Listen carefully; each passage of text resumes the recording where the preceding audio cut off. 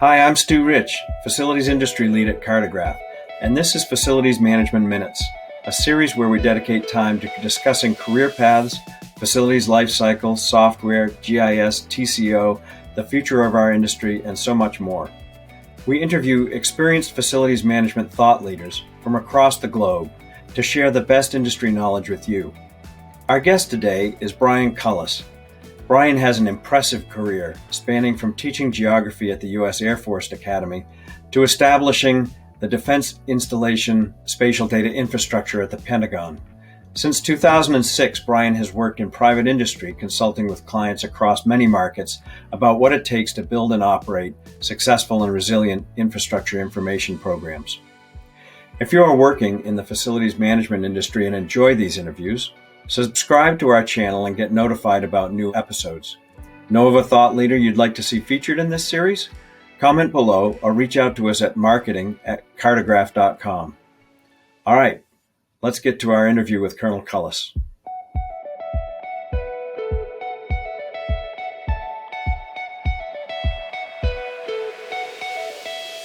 Good morning, Brian. Thank you very much for sharing your insight and experience with us as part of this interview series. You've always been a real inspiration to me personally. I've watched your career with some fascination, and so I'm really looking forward to our chance to visit today and to draw out some of that experience for our viewers that may not know you as well. So to get started, can you share with us a little bit about what it was that drove you initially to better understand the challenges to particularly geospatial IT adoption? Sure, Stu. At the time, it was about 1987, going back a few years, and I was actually a brand new instructor at the Air Force Academy in the geography department. And we were at that point in time moving the undergraduate curriculum from using CAD tools to a brand new capability called GIS, PC-ArcInfo specifically. And shortly after I had introduced that new curriculum to the undergraduates, I was approached by the natural resource manager at the Air Force Academy who had just been to a conference with environmental managers where they had introduced a demonstration of GIS technology and what it can do for natural resources. And of course, he was intrigued because the Air Force Academy Reservation, it's #1 tourist destination in the U.S., in Colorado, probably for the U.S. as well at times. But they had significant problems on the installation with so many tourists of deer vehicle accidents. And he had about 15 years worth of paper copies of maps and tables that indicated all of the attributes associated with every one of those accidents.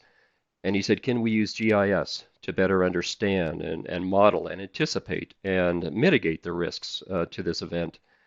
And I turned that into an academic opportunity for the cadets and myself to put a real-world application to test. And indeed, we found exactly the few weeks of the year, of course, it would be during the rut season, but on those slopes that were facing into the sun, that had grass between the medians, all of these factors, to include the transportation network, to include the solar conditions, the behavior of the animals themselves, all of that was able to be captured very quickly and portrayed across all of these years and led to changes in how that they managed that environment and the roadways at the Air Force Academy.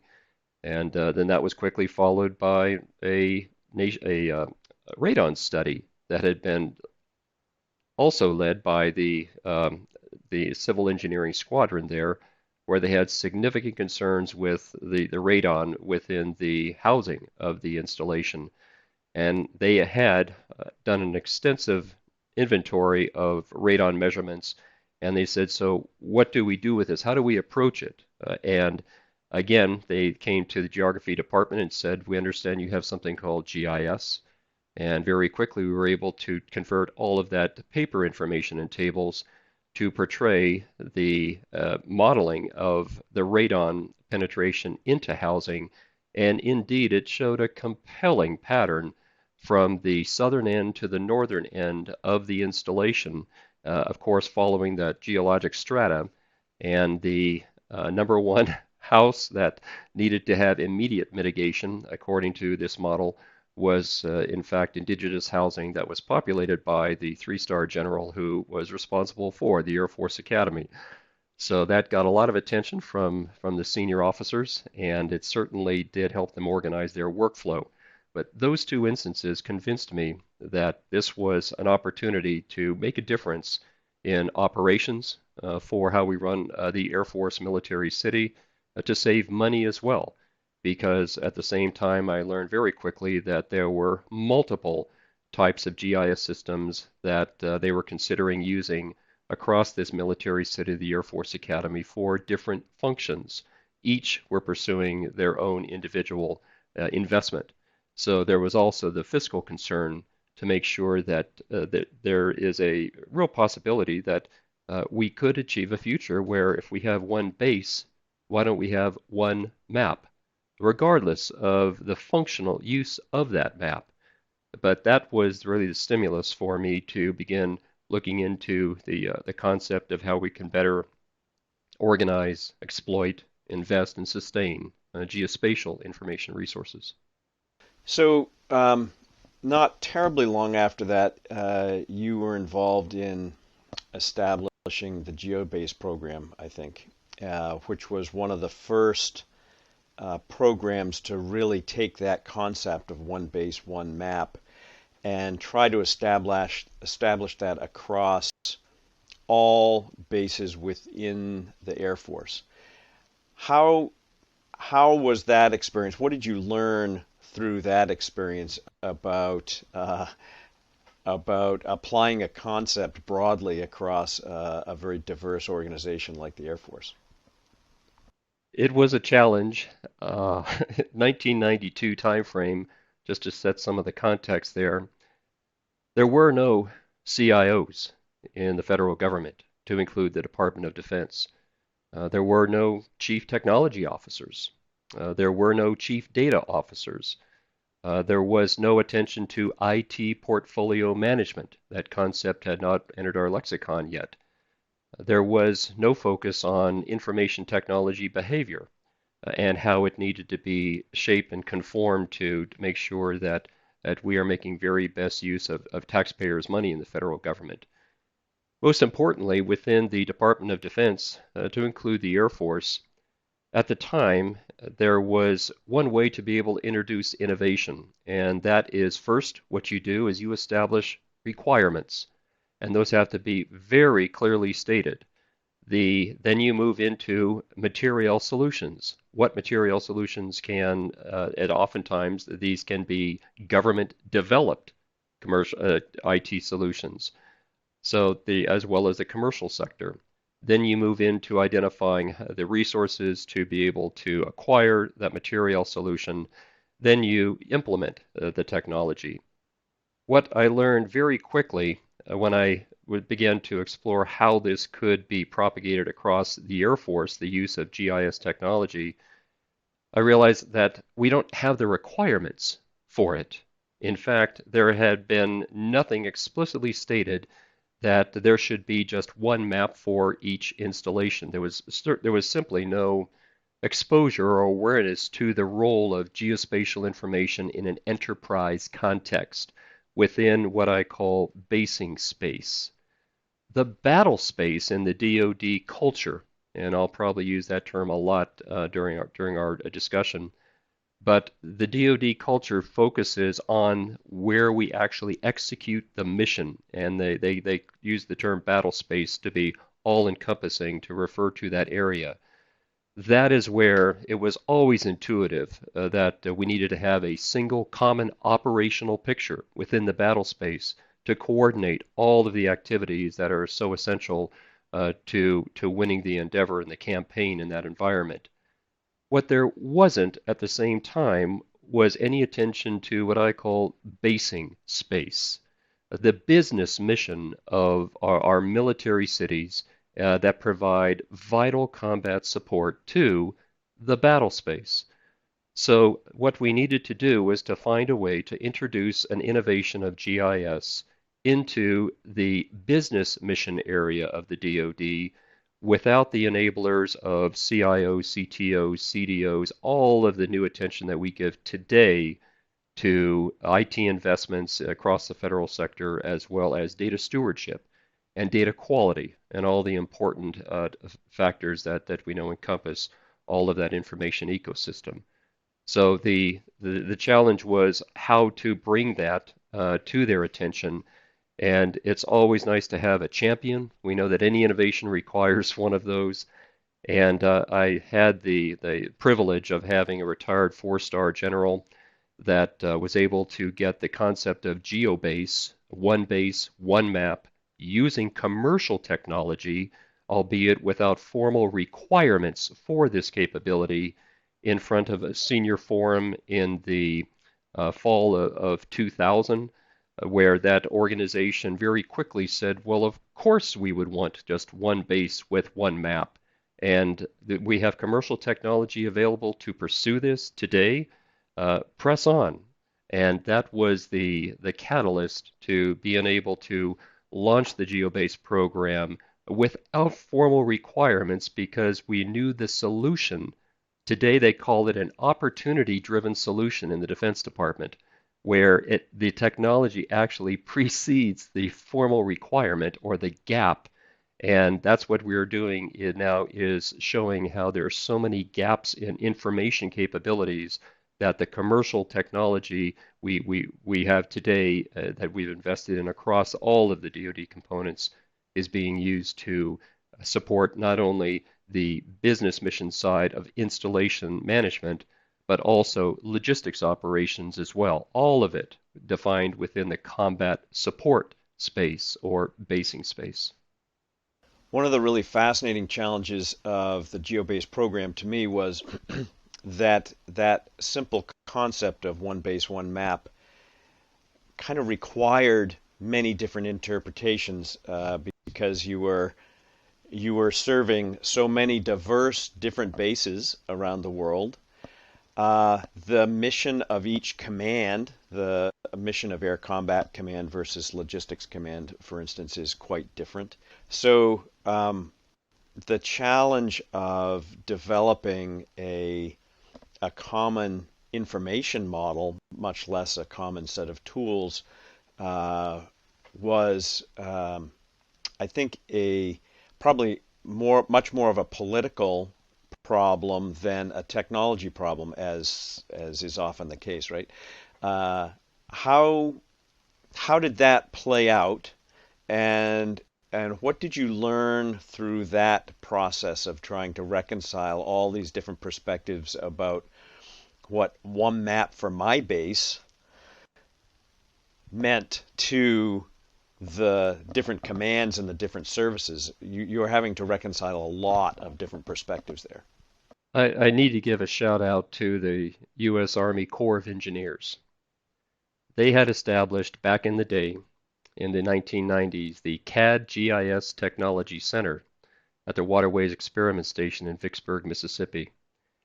And they had been venturing into, through their information technology lab, the development and advancement of a tri-service spatial data standard across the Army, the Navy, and the Air Force, of course, and the U.S. Marine Corps. And it was their innovation in advancing that concept that, to me, was going to be part of the glue of a single data model, a physical data model, as well as its other facets, that we could bind the mission requirements around a data model that would, today we would call it, enable the creation of a digital twin of an installation, regardless of who owns that installation.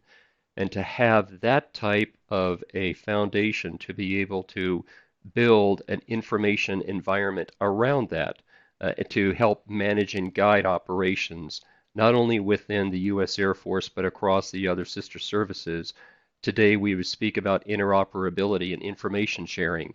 Again, 1992 timeframe, those weren't common terms. But in fact, the Corps of Engineers, they funded my dissertation research, where I was able to then look across all of the components to see how they had been using in 1992 to 1995.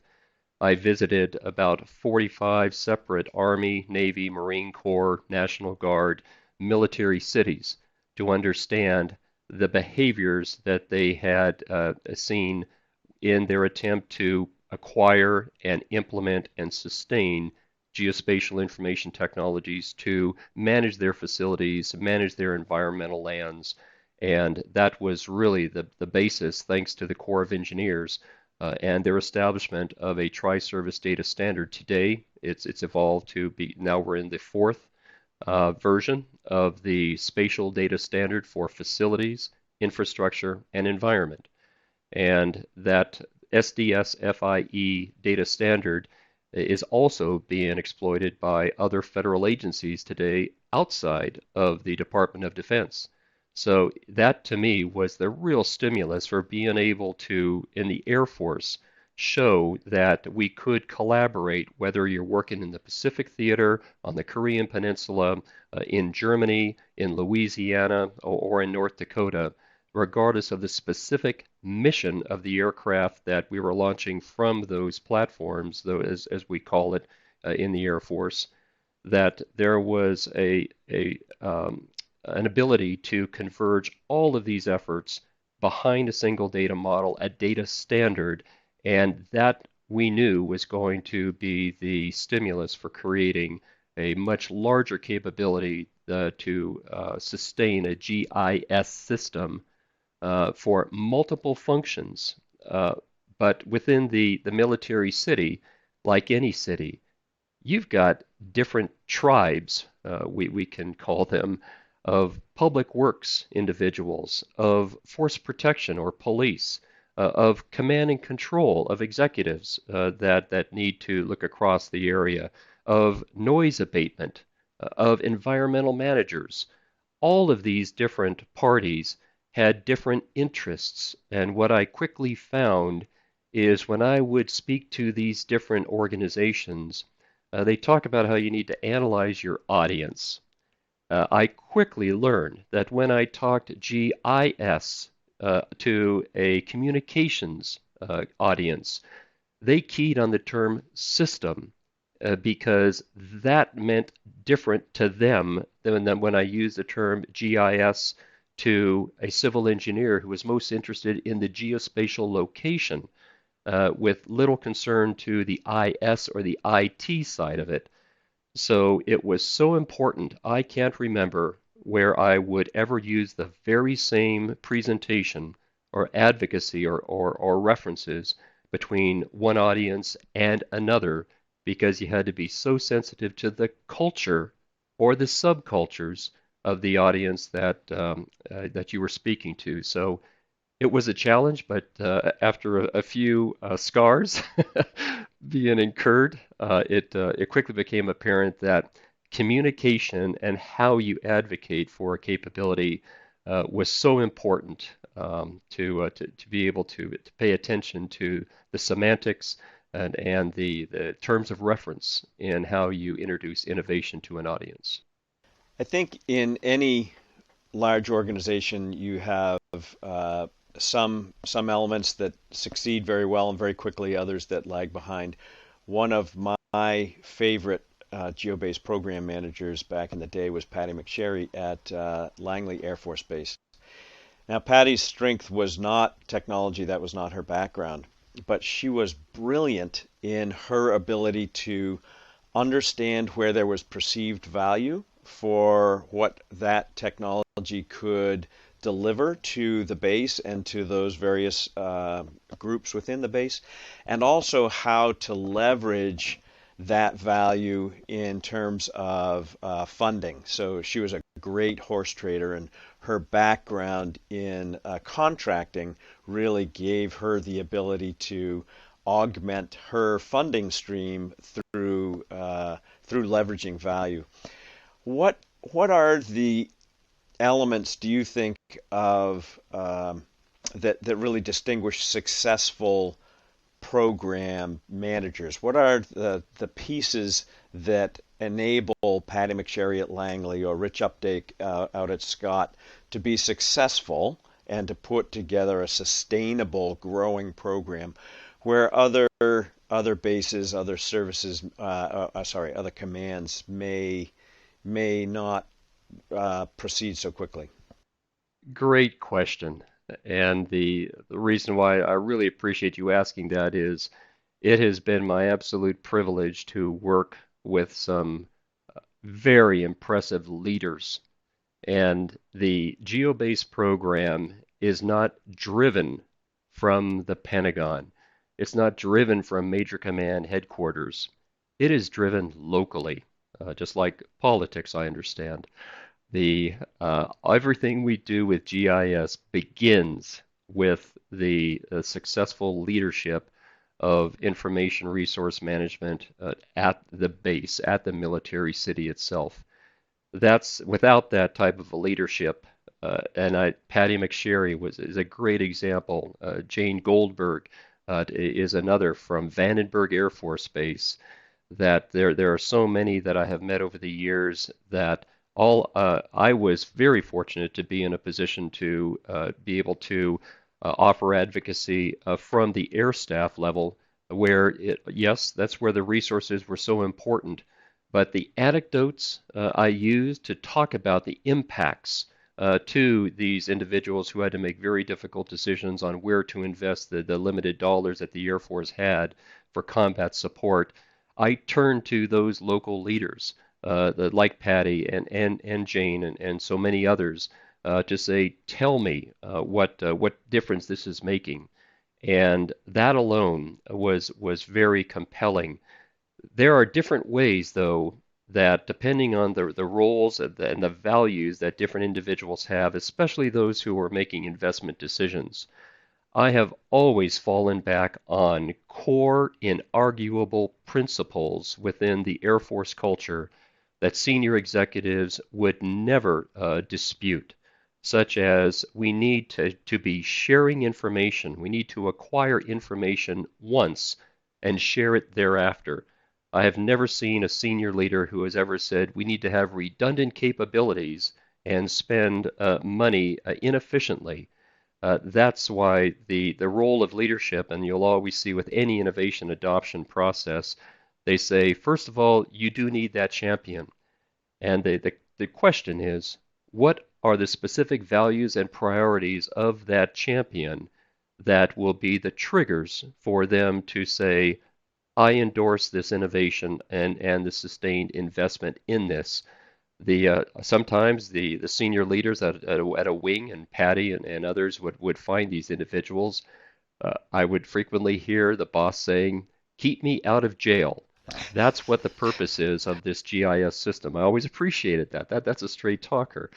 So of course they may be talking environmental compliance, for instance. In other cases, it was very important for them to know, for the GIS managers to understand what is in their boss's inbox. What are the priorities of that individual? And I'll make reference to this probably later, but the GIS technology must show the investment in any IT investment beyond GIS must be explicitly linked to business requirements. And those business or mission requirements, those are then satisfied by different activities that are performed by various functions, in this case in a military city of an installation. Those activities require specific data to be captured, to be able to support those activities, and decisions to be made using that data. Only then do you look to see what is the technology we need to exploit that data to facilitate successful decisions to be made in support of activities that fulfill these mission requirements. Following that cascading flow, that is the linkage between technology and business requirements that successful GIS managers have always been able to articulate. Uh, if they were to come into the meetings and talk about the merits of IT, oftentimes a lot of the language that GIS professionals use is cannot be understood simply by senior executives. So the most successful managers that I have seen were able to very quickly show the senior leaders. Uh, they would be void of techno speak, and they would use terms that would be conveying the value of the investment to that executive in ways that were relevant to that person's own view and perspective of the enterprise. I frequently have said over my career that in my early days of advocating for GeoBase, in the years at the Air Staff and then at the Secretary of Defense, I rarely used the term GIS. Very rarely. They had no interest in the specific technology. They were interested in the mission outcomes. And that is where the most successful GeoBase leaders at the installation level, they took that tact and approached those senior executives in that manner. And that led to inarguable sustainment over the years because, of course, they needed to have that authoritative, trusted single map of the installation in their crisis action team room to be able to make very informed decisions in a very short period of time rather than having each of these tribes approach them in that time of emergency with their own version of reality. That is where I felt the greatest success has been seen in the 1990s to the present day. None of those human behaviors I have seen change regardless of the state of the technology itself. So, at some point, you were able to take your experience with the Air Force GeoBase program and apply that at the Defense Department more broadly through the DISD program.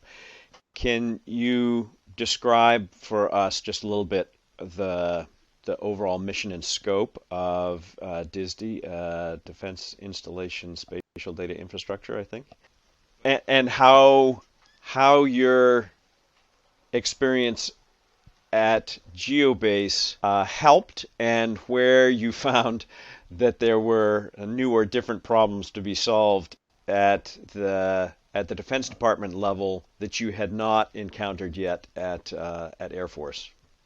The GeoBase program had been in operation just about 2 years at the Air Staff. I was approached one day by the Assistant Secretary of the Air Force for Installations and Environment, and he had heard of the GeoBase program, and it had been quickly embraced by all the major commands because we did not mandate the specific use of the technology, but we simply provided foundations for all of them to follow, that they could adapt the technology to their specific requirements in their theaters, given their respective missions. And the adoption across all of these installations for one base, one map led the Assistant Secretary to say, can we use GeoBase to assist with base realignment and closure? BRAC 2005 was on the horizon. And I remember sitting in his office and being very surprised by that because I had assumed, being new to the Pentagon, that in the 4 previous rounds of base realignment and closure, of course they had used maps, hadn't they? They had used imagery to be able to understand each of these installations in the Defense Department. But in fact, the auditors had declined the use of any type of maps or other portrayals of those installations because they felt that they could not qualify the accuracy of those maps sufficiently to be able to give a clean audit opinion of the quality of the data before it went to the Capitol Hill for legislators, because they would, in defense of their local communities, if they were being negatively impacted, they would tear apart all of the deliberations which are provided to the public, because Decisions were made on faulty data that could not be qualified. So when I was asked about the relevance of GeoBase to this, one of the most politically contested type of decisions within the Capitol Hill and the Defense Department, I had to carefully understand the role of the auditors. And that led me to a meeting with the DoD Inspector General and their auditors for base realignment and closure, where I had the opportunity to share with him the concept of metadata and how in the geospatial community, through the adoption and the leadership that was shown by the Corps of Engineers with the Spatial Data Standard, they had pursued having the conformance to international standards for geospatial metadata. But once they had seen the way that we were qualifying the accuracy of the 7 different layers of information that we were capturing of vector data and satellite imagery, they quickly embraced the notion of the use of geospatial data in this very contested deliberation environment. And in fact, they turned to numerous other data sources outside of the geospatial community and said, where is your metadata? Based on what they had learned from the geospatial community. So that was the first time in BRAC 2005 that we then captured satellite imagery in a uniform manner for 300 plus defense installations that were subject to base realignment or closure. And then we, for each of those, captured the high fidelity information for the 7 vector layers, such as encroachment patterns, legal boundaries, the wetlands, anything that would actually prevent or inhibit the establishment or realignment of new missions to a specific installation. And that was the stimulus and the broad adoption by all of the deliberating bodies and the Secretary of Defense, we learned, the office that I opened up at OSD for the Defense Installation SDI, that was asked to produce numerous revisions to the maps of the impact of closure and realignment around the world, especially within congressional districts, to show that there was an even give and take of these impacts on the local economies. The imperative there was to show that the geospatial information can be applied in a strategic manner for strategic basing decisions. And to this day, the program, which is now led by Mr. Dave LaBranche, has been for years in the installations and environment sustainment space at OSD. They are constantly using this information, which is compiled by all of the components and then provided to the Secretary of Defense office. The DISD program can then leverage that to be able to address broad questions regarding, for instance, energy transmission corridors and the location of all defense installations using this trusted geospatial data. And every quarter we learn of all of the different requirements coming from different sectors of the Secretary of Defense and the other secretariats for the Air Force and the Army and the Navy as to how they need to get these geospatial insights to be able to help with their key decisions. You talk about the importance of of data and particularly in the BRAC process, the ability to document the quality of that data. I have, and I'm sure you have over the years, seen pretty disastrous impacts of poor quality data on overall systems and programs. Can you talk a little bit about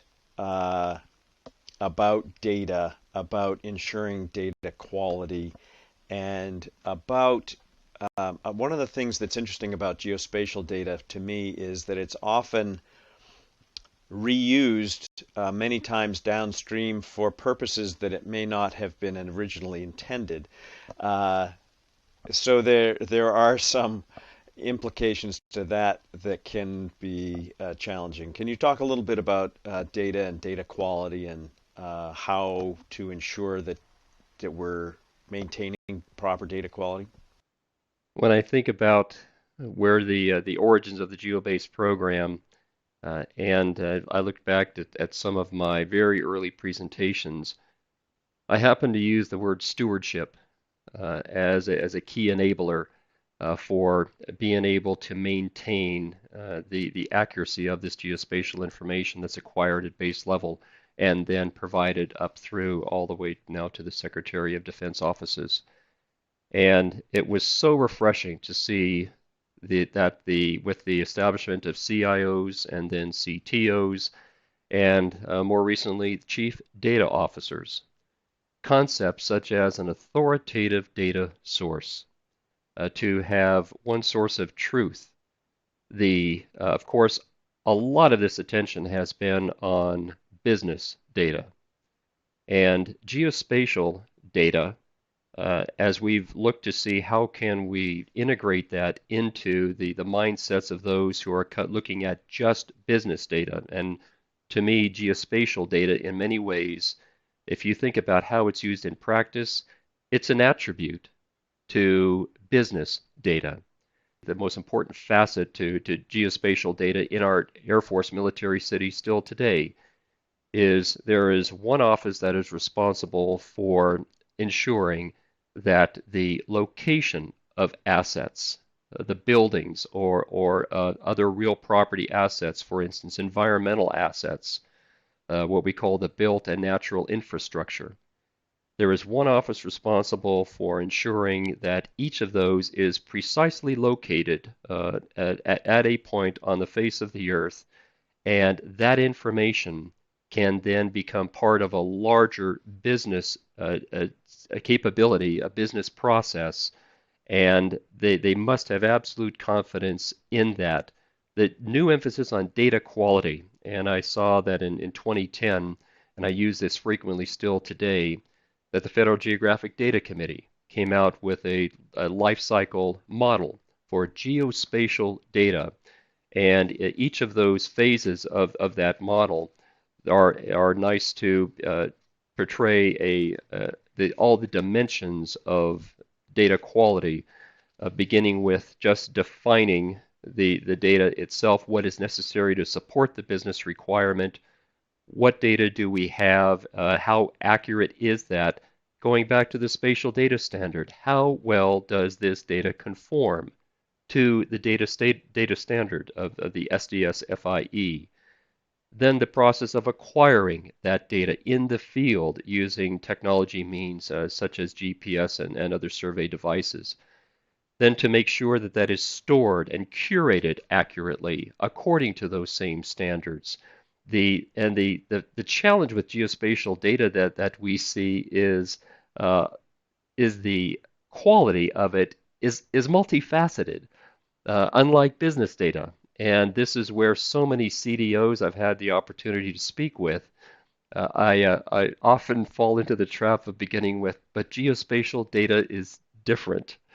The fact that we have concepts such as completeness, and this topological continuity, the temporal nature of the geospatial data, that conditions change, we know, with the environment. Thus, the geospatial data will change.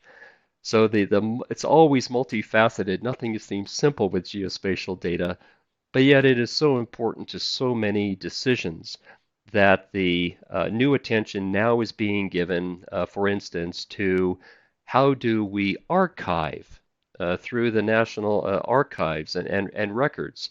How do we go about archiving geospatial data in a way that is conforming to the spatial data standards, to the data quality concerns that are so important because we all know and have experienced the first time that somebody will take a new direction with their information behavior and put their trust in a map.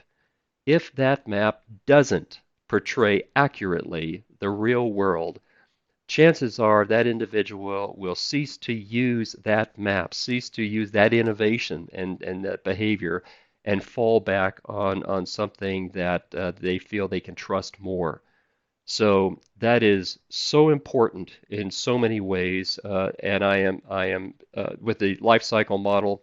that you see with the OMB Circular A16 when it was published in 2010, the new Geospatial Data Act of 2018, and the emphasis given in there to data quality, the further legislation speaking to evidence-based policymaking and having trusted, authoritative data. All of these activities and new legislation I see as continuing to empower that vision of a national spatial data infrastructure. And sometimes it takes a few months, sometimes a few years, sometimes a few decades for attention to be brought to issues such as, in this case, the quality of geospatial data is paramount. And the lesson I learned through this was, again, with our friends, the auditors. And what they have found with BRAC 2005 is they said, we like the use of metadata, as I referenced earlier.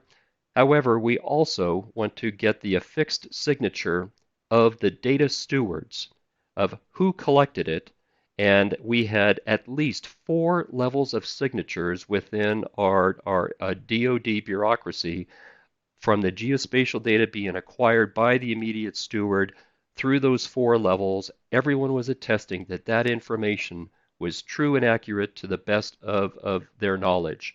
That is assurance of data quality, QA/QC, and that's the way it's portrayed in the Federal Geospatial Data Lifecycle Model.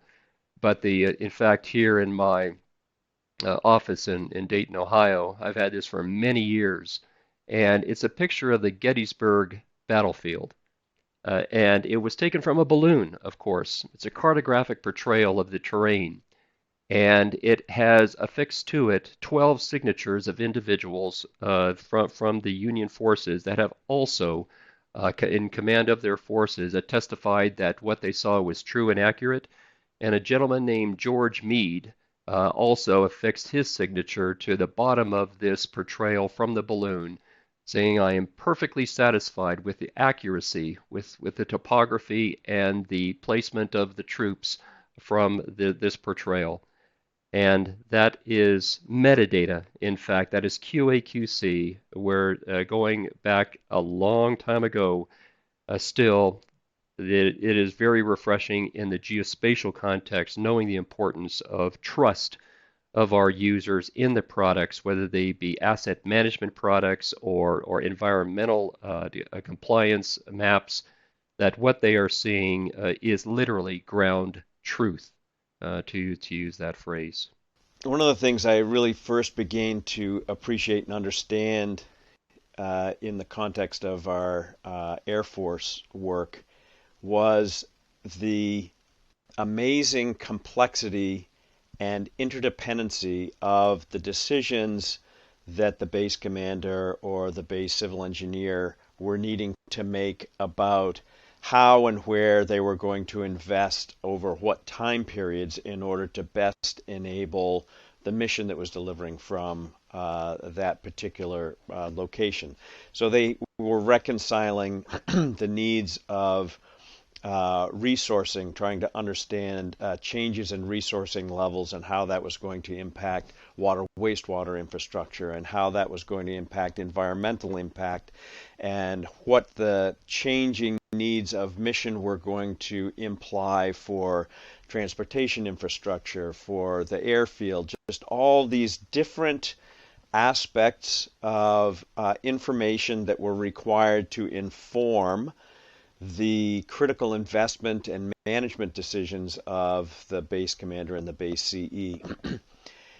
And it seemed to me at the time, still seems to me, that geospatial information has this unique ability to reconcile all these different business sources by using location as the organizing principle. We talk a lot about location as the organizing principle. Can you talk a little bit about how, in your experience, GIS has been used to organize different business data sets around location to inform complex decision making? I almost need to turn that around to be able to best address that, if I could, Stu, and that is, I mentioned earlier this flow from business requirements to the activities, to the decisions, to the data, and then to the technology.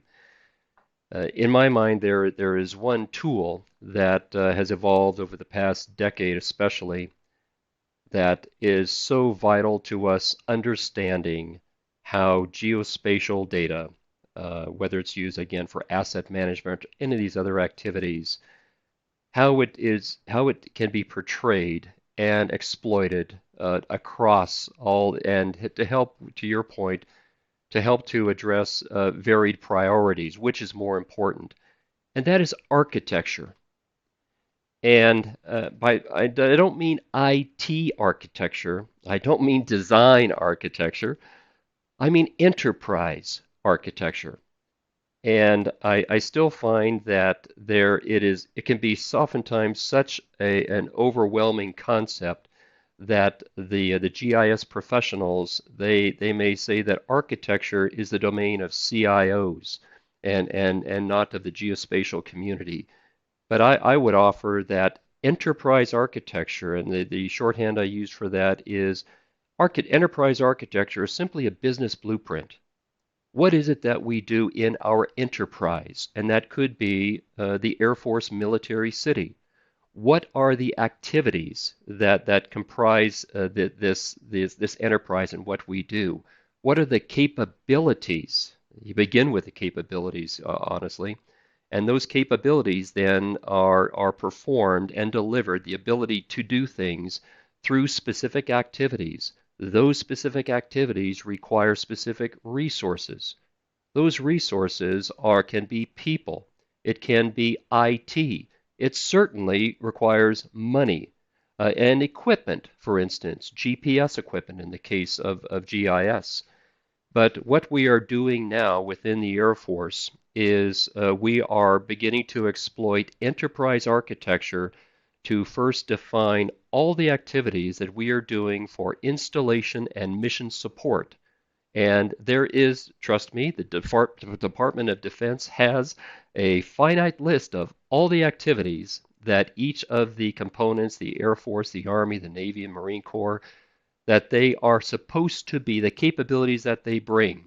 Those capabilities, each of those organizations have reduced that down to a list of activities that they perform.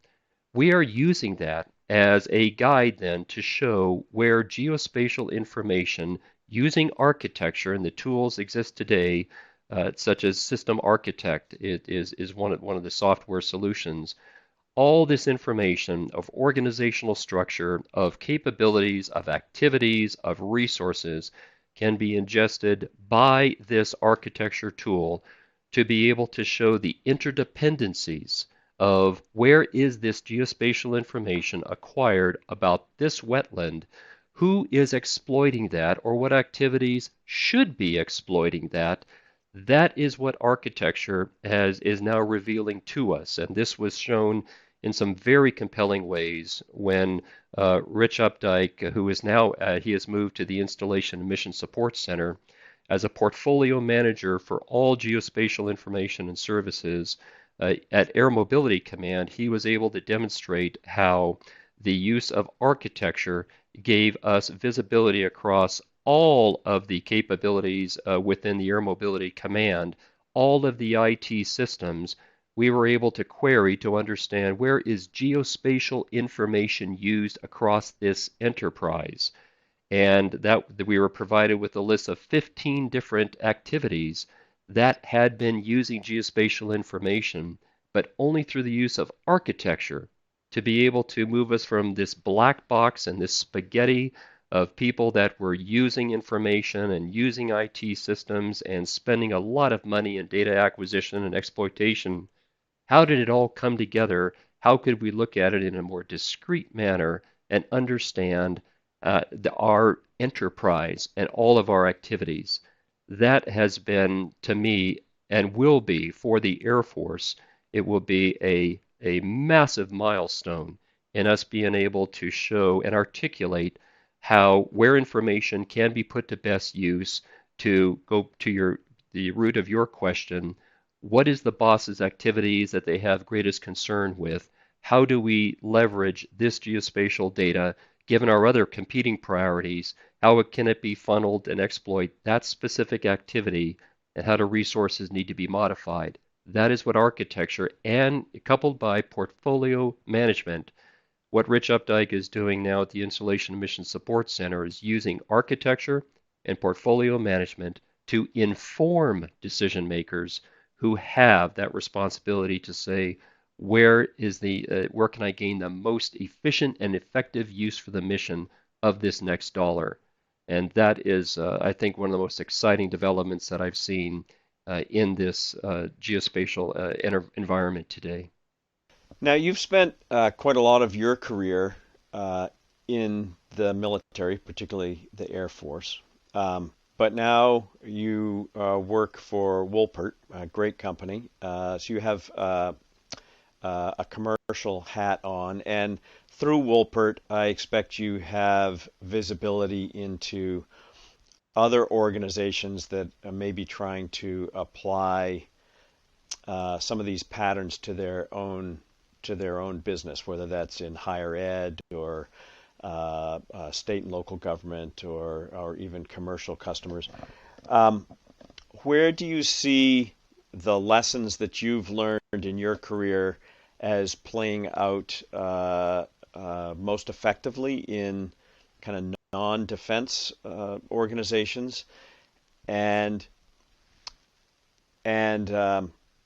where do you see cultural differences in other industries as being a barrier to progress? We'll come back to that cultural question in a minute, but where do you see the best ability to apply your lessons learned from the military to non-military organizations, I guess?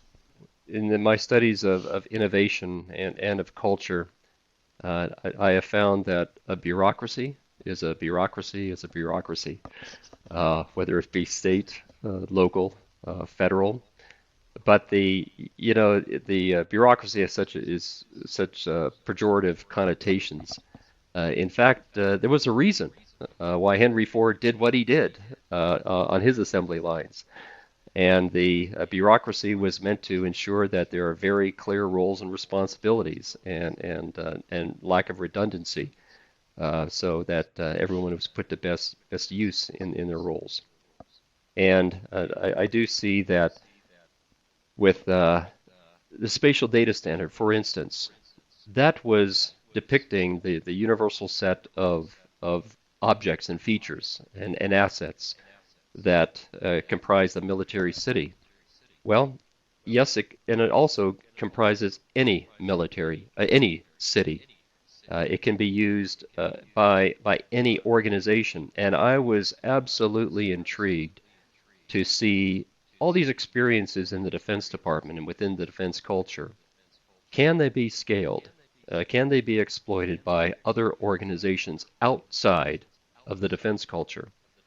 And I've been privileged to be able to work with the Department of Energy in that regard, specifically the Legacy Management Agency, which was just stood up recently, if we can say that, in the 2003 timeframe is when it was created. And the legacy management is responsible for all of those cleanup sites that have been addressed by the environmental directorate in DOE. And they, being relatively new, and they were invested in GIS more on a project basis in the early days of the agency. And they were very interested in extending that to their growing portfolio of sites. And today, for instance, they have over 100 distinct sites that they are responsible for exercising long-term environmental stewardship of those sites on behalf of public health. And they wanted to expand their program to an enterprise scale from a project base.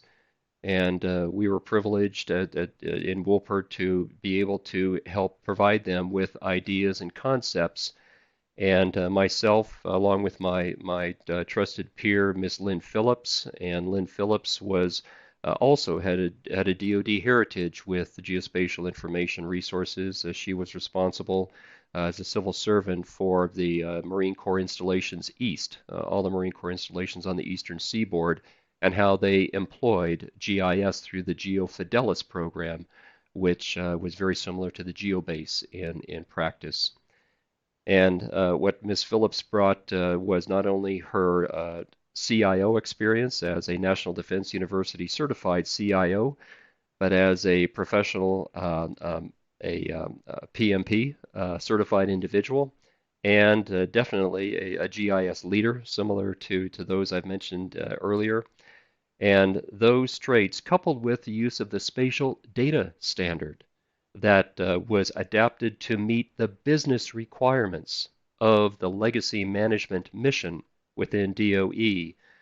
We are into starting now our third year of assisting them with this enterprise program. We are following very closely QA/QC procedures as outlined by the Federal Geospatial Data Lifecycle. And all indications are from those I work with in the Department of Energy are that they are very pleased with the progress and the use and the leveraging of our DoD tools and investments by the Defense Department, especially the standard, have saved a significant amount of money for the Department of Energy and has accelerated their program much faster in being implemented than we had originally planned. So I was very happy to see that all of those past 20 years of effort of the Defense Department, and now we have some outreach from NASA also to do the same. There have been, and I know there are other instances that are occurring, but personally, those I'm engaged in, especially with the Department of Energy, has provided ample proof that it can be scaled. That spatial data standard I know is used and has been for many years by many organizations outside of the federal government, because any type of a model that can help to illuminate all of the built and natural infrastructure assets that occupy both on the surface and below the surface are so important for so many organizations that I would hope that spatial data standard and the investment originally pioneered by the Corps of Engineers can see the broadest use into the future as well. So let's talk a little bit about culture for a minute.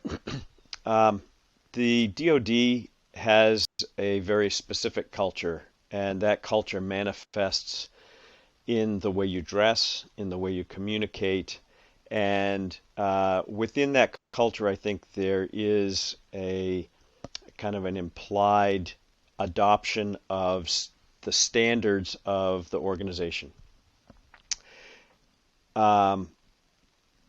In other organizations that we serve, particularly higher ed, you see a much more independent, innovative, I'll do it my way, thanks, kind of culture. To what extent does culture influence the success of information system development and adoption, do you think? And are there particular cultural elements that you think are necessary to really see a program succeed? Some of the first research that I did when I was approaching this GeoBase challenge, again going back to the early 1990s, was I needed to understand the decision process. How do individuals, how do organizations make decisions in whether or not to begin exercising new information behaviors, for instance, in the case of technology? And it was Everett Rogers back in 1962 that's considered the father of this innovation diffusion research. And of course, I never would, with the senior leaders I worked with in the Defense Department, I was always incurring the risk of coming across as an academic. and that they have little patience for academics. So, but my passion and what they didn't know is all of the background to what I was proposing to them had strong roots in the concepts that Everett Rogers had put together. And you may be familiar, for instance, with the technology adoption life cycle. And you made reference earlier to the innovators and the early adopters and early majority, et cetera. All that had its roots in Everett Rogers and his book entitled The Diffusion of Innovations.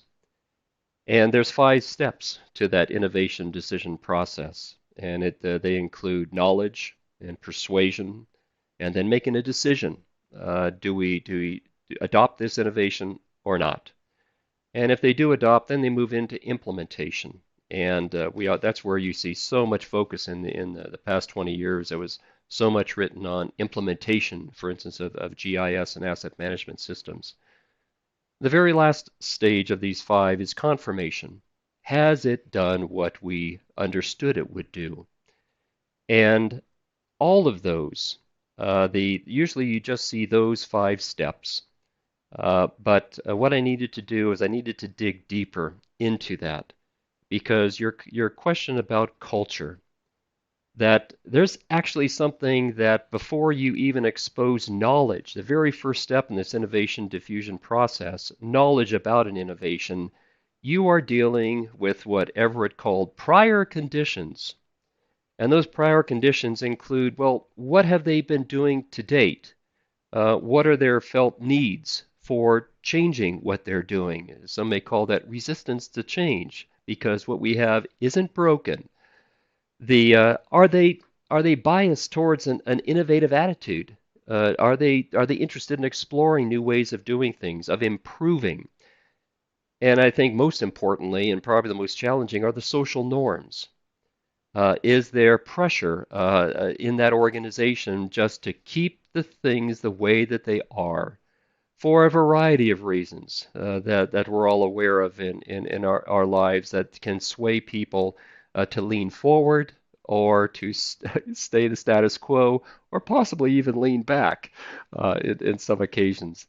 But all those prior conditions really set the stage for the opportunity to introduce new knowledge about a capability and how that can be received. And even then, in that knowledge phase, each of these decision makers, they have their own characteristics, their own personalities, the way that they approach the way that they communicate with others. Some, if they are not of the technology bent and they hear technical terms, that may be very off-putting to them, where you need to go talk to somebody else because I don't do IT. And so, again, what are the social norms? What does the culture say within that organization on how those kind of decisions are approached? And that's where, when I was doing my field research for gathering information across all of these organizations that I visited, I asked a lot of questions that had nothing to do with technology, that had everything to do with understanding the prior conditions and the culture of that organization. And there are fascinating books that have been written too on this concept. One of them that comes to mind immediately is Linked, and that was a bestseller for a while. And it talked about the ways that people interface and organizations interface, oftentimes without being acknowledged up front. And the one concept that comes to mind is everyone thought that the boss was the CEO was responsible in this organization, and all information went through him. Turns out that after some analysis, the most important person in this organization for communicating information and sharing it was the executive secretary for that CEO. And it was the culture within that organization.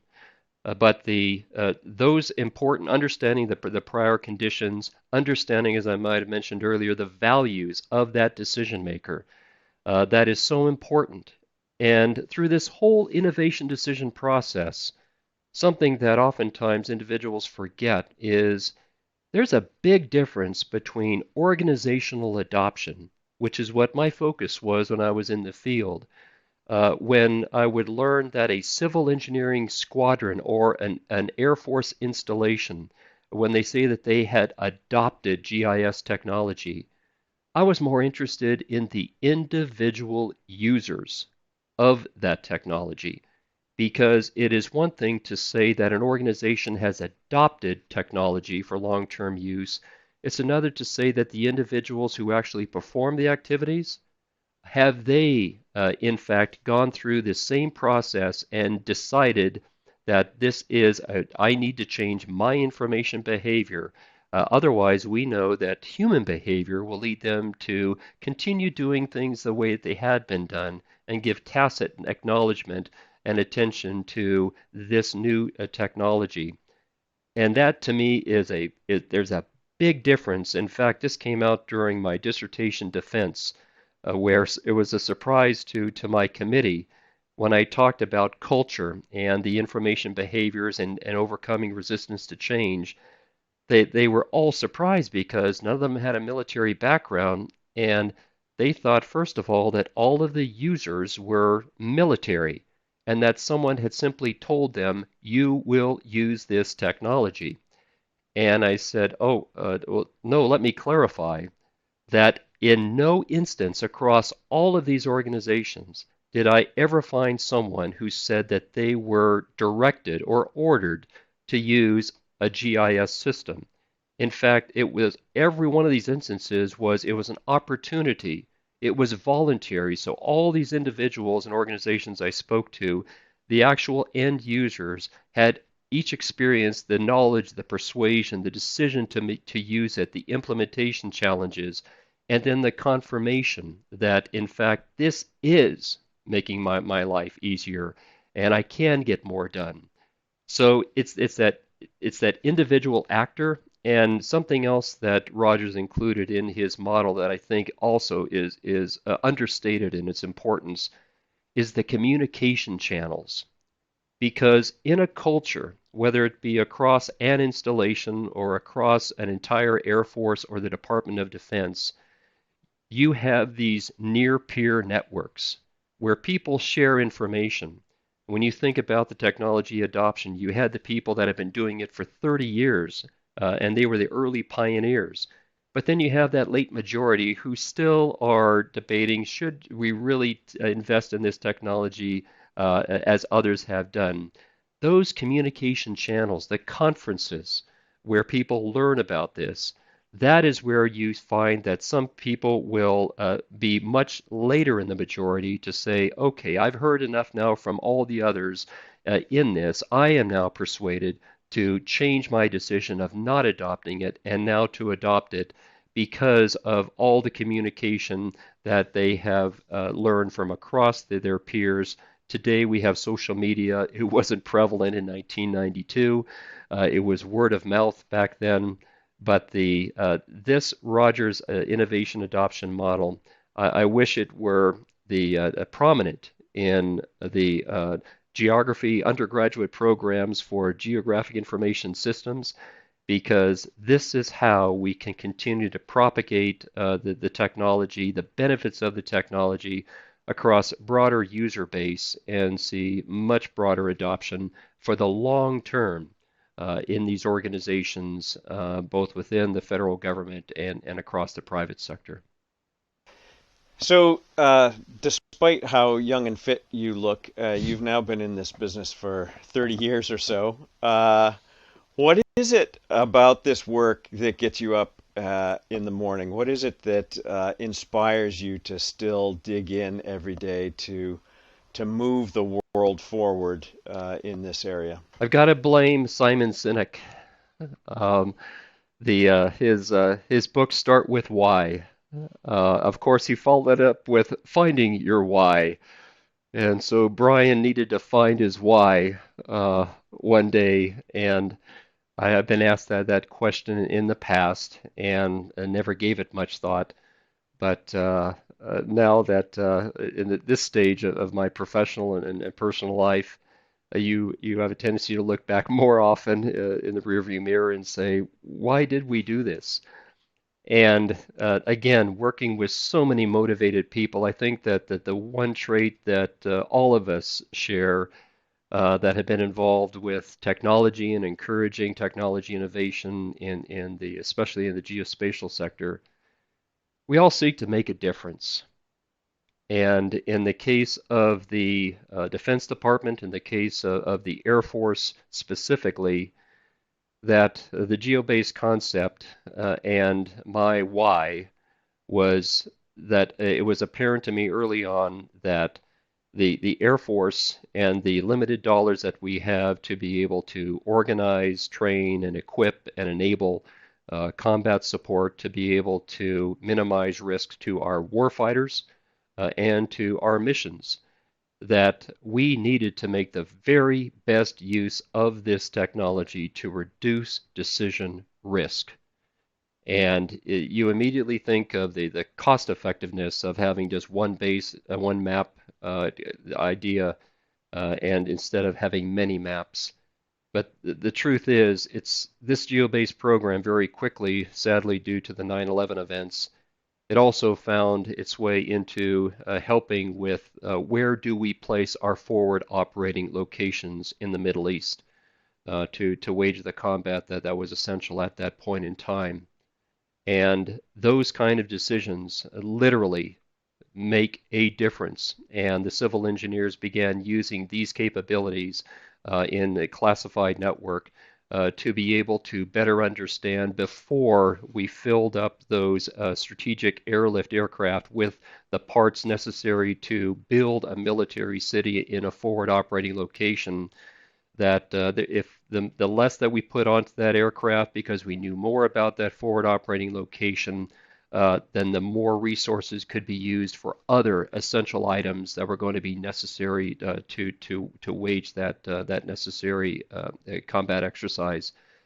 And this is, to me, the difference that we make is we need to reduce decision risk, and whether it's for financial imperatives or for much more serious strategic intents, and in the case of safety, to save lives. We can make a difference by understanding the position of our assets, especially the proximity of our assets to all other events. And that is where I feel the greatest value and the analysis that we can perform with that trusted position data of our assets that can reduce risk for all concerned. And that gets me up in the morning, along with a lot of other people, Stu, to continue to help make a difference wherever we employ these technologies. That's awesome. So, Brian, I've asked a number of questions of you today to kind of draw out your experience and your perspective. What questions have I not asked that I should have? What other elements of your perspective would you like to share with our viewers that I haven't specifically spoken about this morning? The exercise that I also discovered as we pursued installation geospatial information and services, I ran across when one of in fact, it was Mr. Rich Updike. He was one day, through our reorganization and downsizing of our Air Force, he was moved over into the logistics world, where he was given exposure to a whole different world outside of running our military cities, in the traditional sense of the way the GeoBase concept was developed. And this exposure presented an entirely new frontier for how geospatial information could be exploited by the Defense Department. And literally, it was in my first presentation to a logistics audience versus a civil engineer and public works audience. It was apparent that they had little understanding or awareness of geospatial information technology.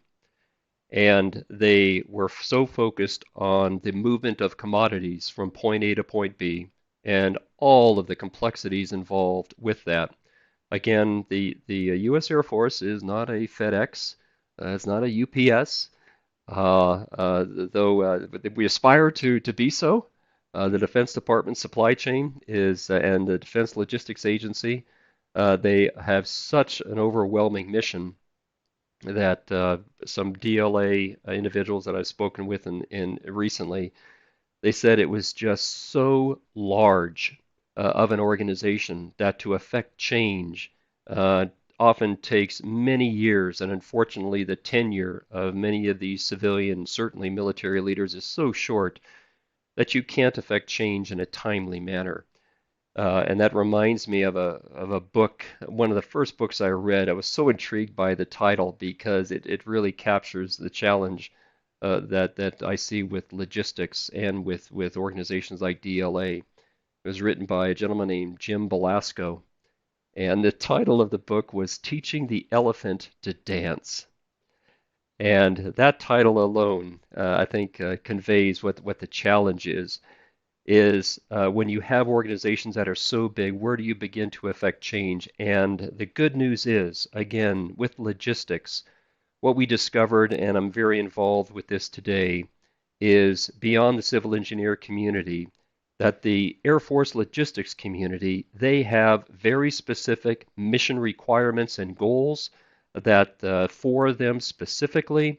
Then they have enabling capabilities, such as we need to have resilient, reliable supply chains to be able to conduct and generate aircraft, which is a core capability for combat support.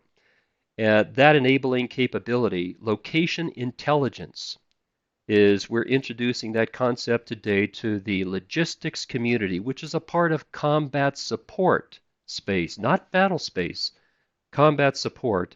They have now embraced in some seminal documents that have been written in the past year that location intelligence and having trusted site and situational awareness of all of our operating locations around the world is absolutely vital for us to plan logistics campaigns and to bring the right commodities, the right POL assets, all of these capabilities, which we all know that the tyranny of distance, when you think of the Pacific theater and the distances involved, logisticians, and to be able to get that commodity A to point A when it's over to 2 to 3,000 miles, for instance, we need to be very careful in those decisions. And they are now seeing in many ways how location intelligence, and behind location intelligence, we have geospatial information and services and all these associated technologies.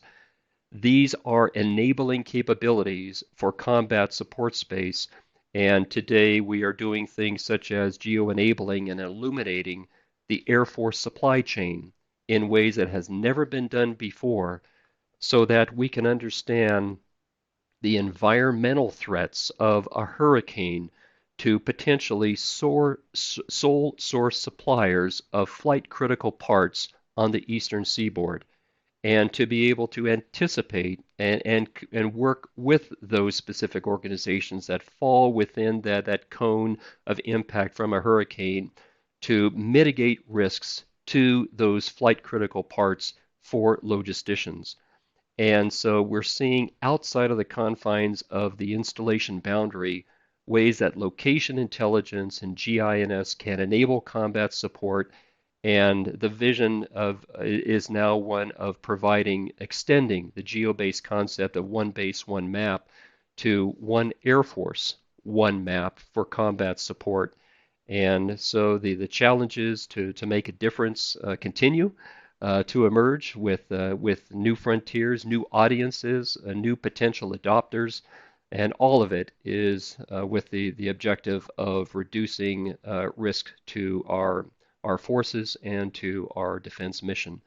So thanks for that follow-on question, because the challenges and the opportunity persists in new and different ways, and I appreciate all the involvement that organizations like yourself and Cartograph have had in affecting those changes within our world today? Well, it's inspiring to me to see individuals like yourself and Deke Smith and Jane Goldberg and Rich Updike as examples of individuals that can inspire teams, can affect change, can and do affect change every day. I don't know whether the elephant is dancing yet, but he's certainly moving in the right direction. And I think that's thanks to dedicated folks like you. And I really appreciate your willingness to share your perspective with us. And I really appreciate and admire the work that you and your team do every day. So thank you very much for making the time for us and for inspiring a next generation of leaders. Really appreciate it. Thank you, Stu.